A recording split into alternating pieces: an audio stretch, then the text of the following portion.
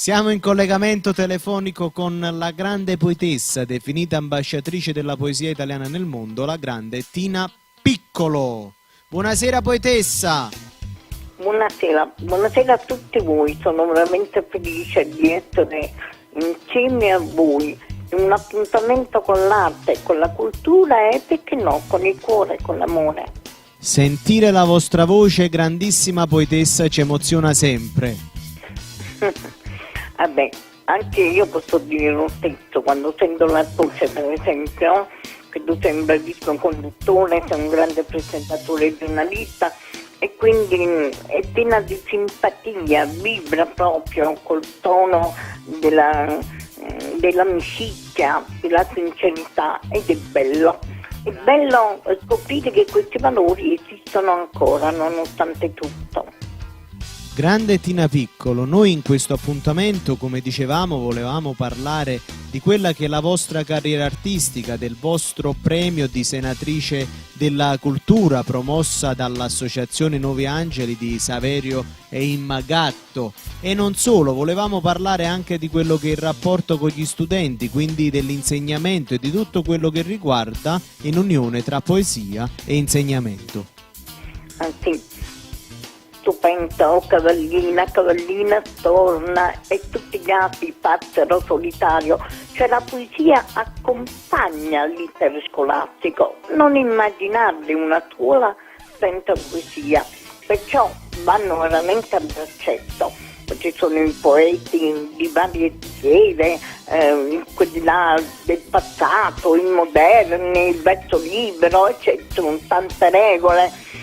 Però la poesia non può essere disgiunta dalla cultura, assolutamente. A questo punto, poetessa, non possiamo fare almeno che ascoltare una vostra poesia più bella. La mia poesia è più bella? La mia poesia è più bella, non la leggerà nessuno. Sarà fatta di silenzio e di respiro. La mia poesia più bella? La scriverò per qui, senza parole.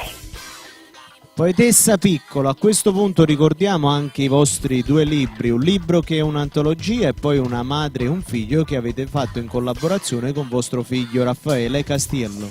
Bravo, questo è un libro, Una madre e un figlio, l'ho fatto insieme al mio Lello ed è veramente un libro delizioso in cui è vivo quel rapporto filiale, materno, condito da versi che per me sono bellissimi e anche per quelli che li hanno letto, quindi è un libro da leggere veramente.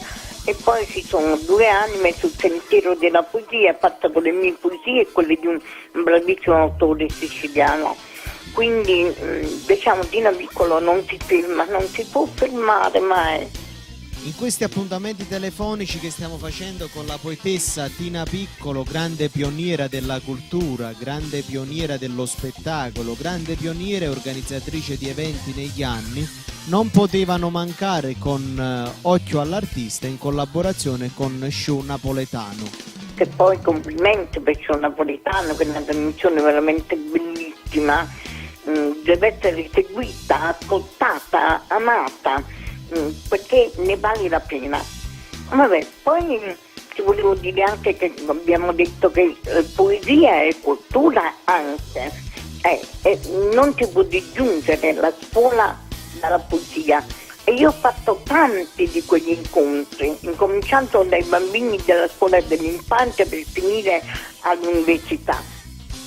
E a questo punto salutiamo la grande poetessa Tina Piccolo, ricordando che Tina Piccolo è definita da enti, accademie, associazione ambasciatrice della poesia italiana nel mondo. Ricordiamo che questa è l'intervista telefonica effettuata a colleghi, ha portato la poesia italiana veramente in giro in tutte le scuole, in tutte le biblioteche, in tutti i luoghi dove veramente c'è arte, c'è cultura, c'è amore. Grazie Tina Piccolo, al prossimo appuntamento, vi vogliamo bene. Anch'io un abbraccio grande, grande, forte e caloroso a tutti voi.